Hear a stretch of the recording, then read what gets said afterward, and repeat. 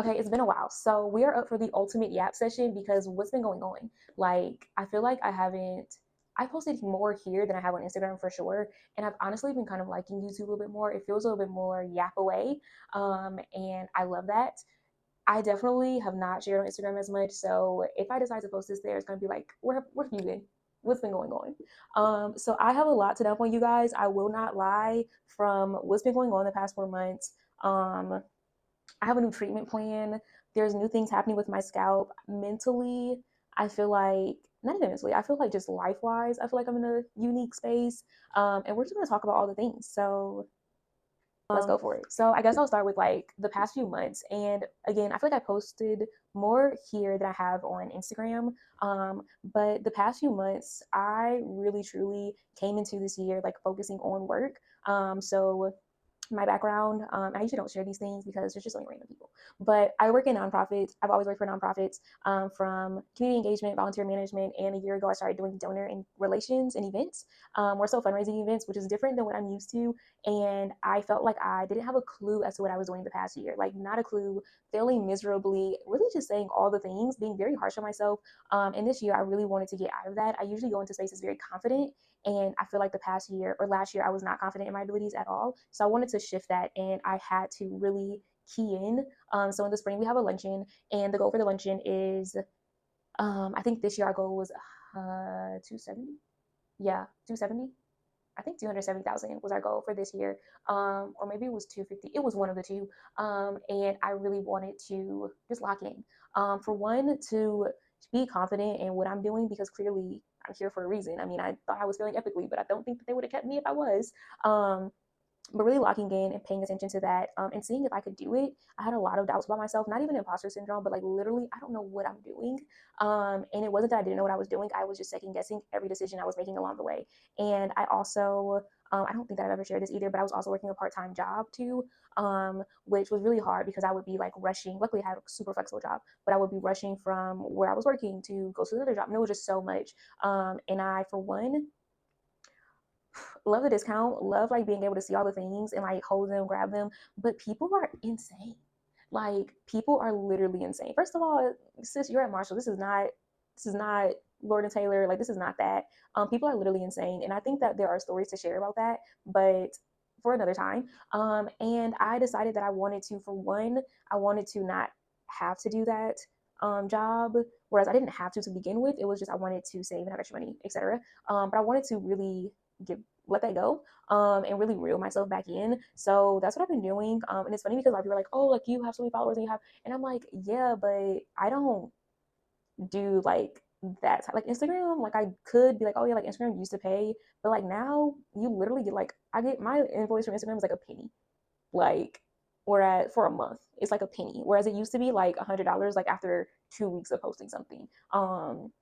So I'm like, yeah, it's not like I'm not one of those creators, would love to be, but I'm not. So I really just wanted to focus on work because one thing that I do think is important is if you're gonna do something, one, do it right, but also like giving it which you like giving it the effort. So I have really been a little MIA because of that, and really locked in. And I will say that we exceeded our goal thanks to amazing chairs and raised about $300,000, which is insane.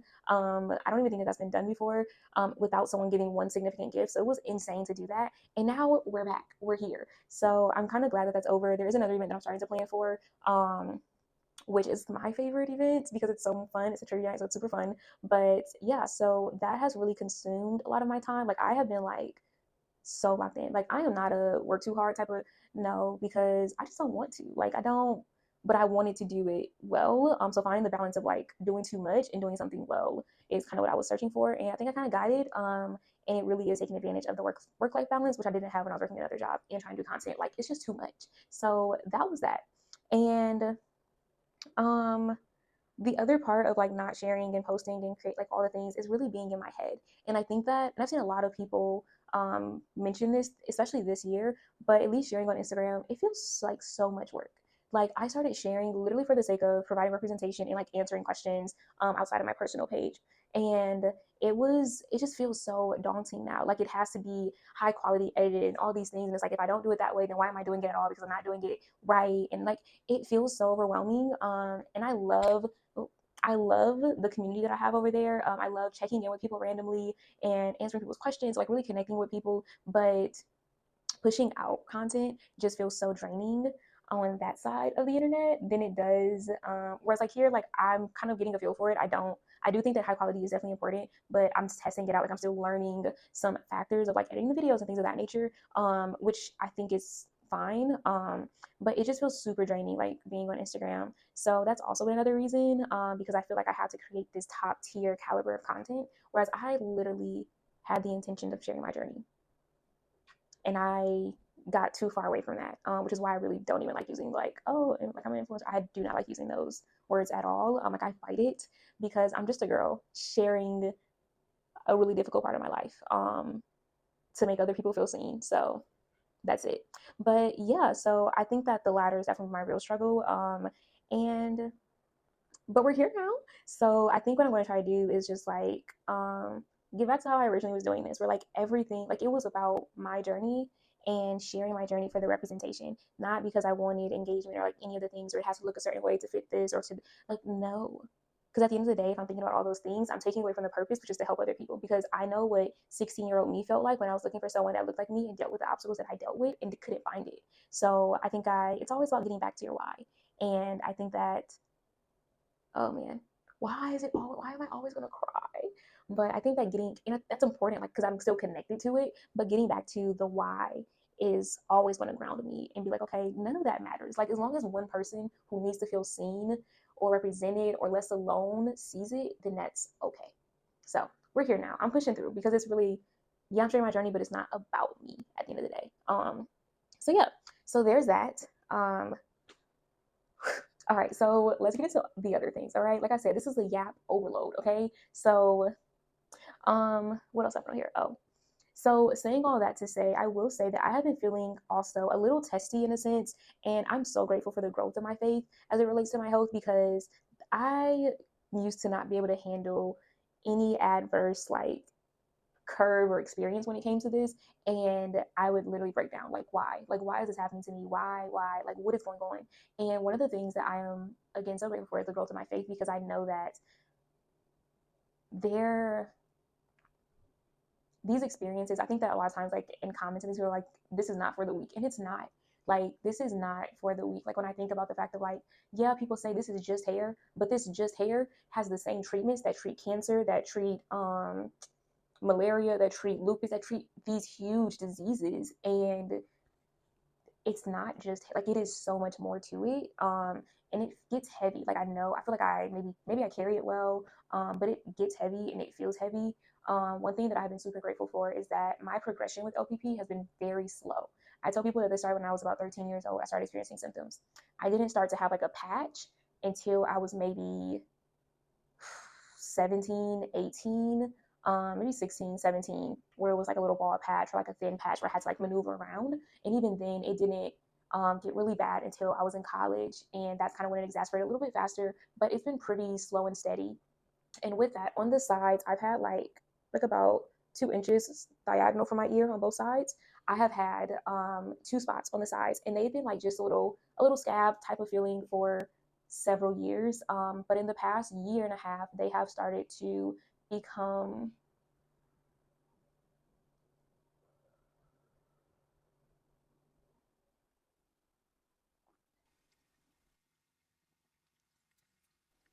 okay. Um, See, it's crazy because these are things like I think in my head, and like I'm proud, like that I don't say them out loud. But they have become more inflamed. So that LPP process has been happening in those areas. So they've gone beyond the scab like buildup to where it is that active inflammation, and they are thinning. They're actively inflamed at times. They are very agitated. It's very scab like, um, and it's hard.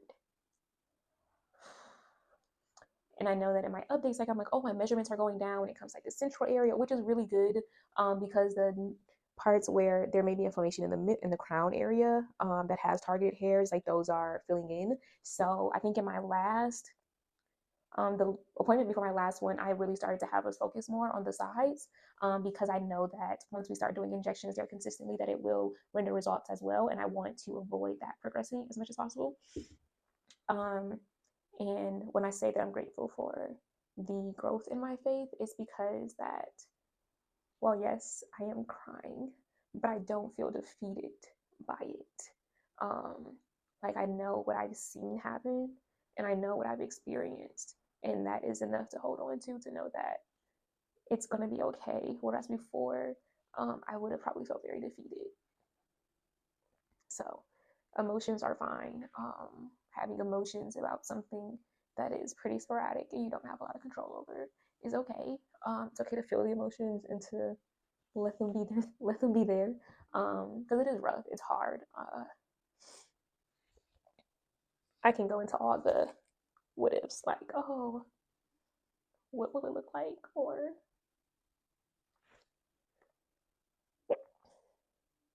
what does it become? Which I try not to do because I'm literally feeling anxiety. Okay, yeah, there's that. It's so crazy. But yeah, like it fuels those what ifs, and I try to steer clear of that. I'm always a worst case scenario person, but when it comes to this, it's a little too real, so I try not to do that. Because I know what I've seen, and I know that if like why would I experience that? Why would God allow me to see what can happen and the healing that I've already experienced for it to not be like why? So I try not to go down that rabbit hole, but it's okay. So yeah, so that's been happening. So I've been trying to pay more attention to that. And I've also with that have kind of shifted my treatment plan a little bit. So for the past not even 2 years, for the past year and a half, I've done oral minoxidil, Plaquenil, and injections. I've done injections for the past maybe 3.5 years consistently. And the Plaquenil or minoxidil have definitely been working great. I've been doing that for about a year and a half now, and I do pretty good with those. I love that they're baby pills, super easy for stay on top of. I am like on and off with consistency with them. Typically just because I refuse to take any medication if I haven't eaten. And the only meal that I guarantee is like breakfast because I usually snack. So I'm trying to get back into, oh my gosh, my eyelashes. Yeah, trying to get back into like having breakfast versus just snacking throughout the day so I can make sure that I'm taking my meds. I can't think of the name of it now, but I asked about a medication that I saw someone using who had really good results. And she has alopecia areata. So I was like, let me try. And it is actually the medication that I did in a previous video where I did like the research and like I read through the research and kind of explained it and showed how I wrote down research. If you missed it, check it out. So the nurse practitioner set me up with one of the dermatologists, and I had an appointment with them about 2 weeks ago. And they shared that they gave me basically different treatment options just because the medication that I was interested in, they said that insurance companies don't cover it because it is so new. It's super expensive. It's like at least about $800 to $1,000, which that's all I needed because count me out. I don't even, nope, count me out. If that copay is more than $20, I'm raising some eyebrows. So she actually recommended methotrexate as well as another medication. And methotrexate is actually not familiar with. So when I first went to the dermatologist in Houston about 4-ish years ago, she gave me a continuum of a treatment plan, starting with the Plaquenil, and then kind of working our way up. The methotrexate was one of the more aggressive treatments towards the end of that spectrum. So I was familiar with that. I'd already done research on it. I actually thought that methotrexate was no longer going to be available because when they started doing the abortion bans, methotrexate was at risk of being no longer an option for people because at high dosages it can cause abortions or can be used for abortions, whatever the case. So I was actually surprised that it was still being offered. So I decided to go with the methotrexate because they did say it was a smaller pill versus the other medication that she mentioned, which they said was a bigger pill. And I already know if it's a big pill, I just can't do it. But I will say I learned a hack recently that if you lean over when you take the pill, it just flows, like flows. So there's that. If you need to try it, it works. But yeah, so methotrexate is what I started doing, and with methotrexate, I'm also taking folic acid. So I take 4 methotrexate pills. That's clean. So Monday, Wednesday, Friday, I take oral minoxidil and Plaquenil. Sunday, I take methotrexate. Monday, Tuesday, Wednesday, Thursday, Friday, I take folic acid and doxycycline. Now, here is where I messed up. As she was examining my scalp, she's like, oh, there's some papules, or I don't know if I'm saying that right. Papules, I feel like that's what she said. So basically like acne on my scalp or like little white bulbs on my scalp. Usually when I get like a scalp infection or something, like that's kind of how it shows up. And she's like, oh, so I'm going to prescribe an antibiotic. Usually I'm like, what is it? Like I'm thinking it's going to be something I'm familiar with. Like I'm like, okay, cool. Didn't ask questions. I go to the pharmacist. It is doxycycline. Let me tell you something. I hate doxycycline with a passion. For one, they were like, oh, you don't have to eat when you take it, but I never gonna not eat before I take a medication. I literally had a banana and maybe like a biscuit on my way to a yoga class. I took the doxycycline, throat closing up. I'm like, I'm having a panic attack. Why would I be having a panic attack? There's nothing to panic about. Literally closing up. I can't breathe. My chest is closing in. I'm like, I had to pull over. Mind you, I'm driving downtown. There's a bunch of one ways. It's so chaotic, so confusing. I never took that stuff again. Now, I will say that I've taken it 3 times. I got this prescription 2 weeks ago. I've taken them 3 times. I'm gonna do better. I'm gonna do better. But yeah, so that's the antibiotic that I have to take. So yeah, so there's that. So I actually have like a full routine here. I actually had to like I lost this for a while, so I had to find this, and I didn't realize it had the days of the week, so I'm gonna have to like clean it and then refill by the days of the week. Because I'm going to be on it. Okay, these are all baby pills, easy to take, no excuses. We're gonna see what happens in 6 months. I'm gonna be on it. Like, man, we're gonna see what happens. And I've had like a little supplement routine. First of all, I haven't been to Kroger and I don't know when, but Kroger has some mean supplements. All right, they have. See, I'm iffy about gummies sometimes because they make my teeth hurt. But these dissolve. These Kroger has the best supplements, and they have been buy one get one free for like a month now. So I got this B12 and this melatonin. Melatonin didn't work for me. Kroger's melatonin, I take 2 of these, 8 hours of sleep, easy. Re-upped on my magnesium too. I've just been, my sleep score on my Oura ring, we've been at 80, 90, and I found my favorite biotin 6 months. I can't wait to see what happens. I cannot wait to see what happens in 6 months because this is like a dream lineup right here. Like I have everything. So, but yeah, so super excited to see. Oh, so I can explain. So the methotrexate basically suppresses my immune system. So the whole like autoimmune thing is like your immune system is overacting, which is to me is controversial because it's targeting an unknown antigen, but because normally so it just says overacting. I don't know, beats me. I'm not a doctor. But it suppresses your immune system. Actually, really glad that I'm starting this in the summer and not the winter. So like it's less likely that I'll get sick, maybe perhaps, prayerfully.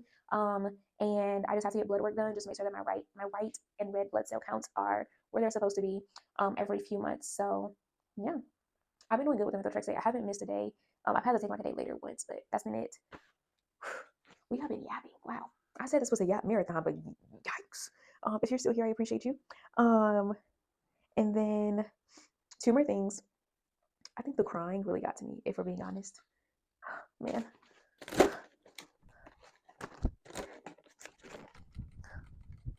I think it really got to me because I wasn't expecting to cry.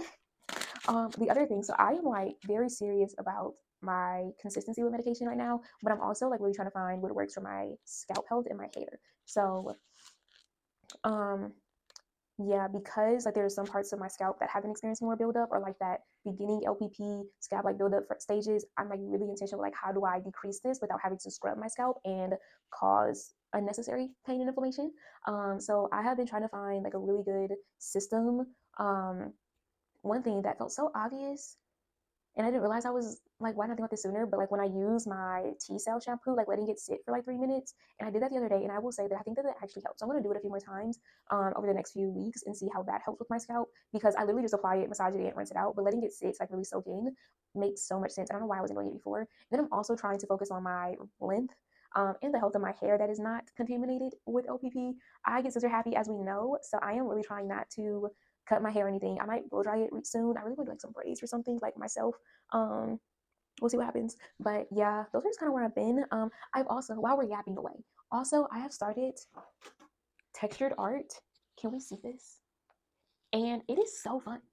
Like it's such a cool little hobby to have. And yeah, so we're gonna that's been kind of like my self-care lately. And then I'm also working on like a little garden.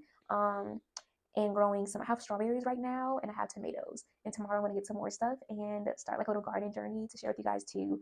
I used to actually get flowers once a week, and well, I would get flowers, and if I could keep the flowers alive, like that was representation of how my life was going. Because if I could stop to care for flowers, then I also had time to stop and care for myself. So this garden will definitely determine if I'm taking care of myself.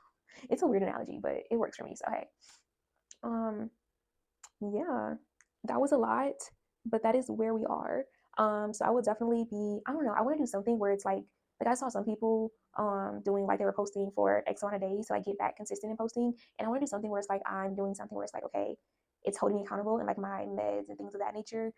Really with the red light therapy because that was also helping, but I don't do it consistently. Because sometimes it just messes when I use the brush, it just messes up my hair. So Okay.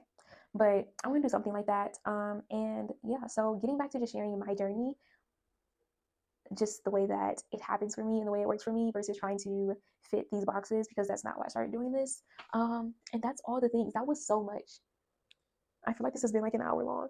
I hope it hasn't been. Yikes. But stick around. We'll see what happens.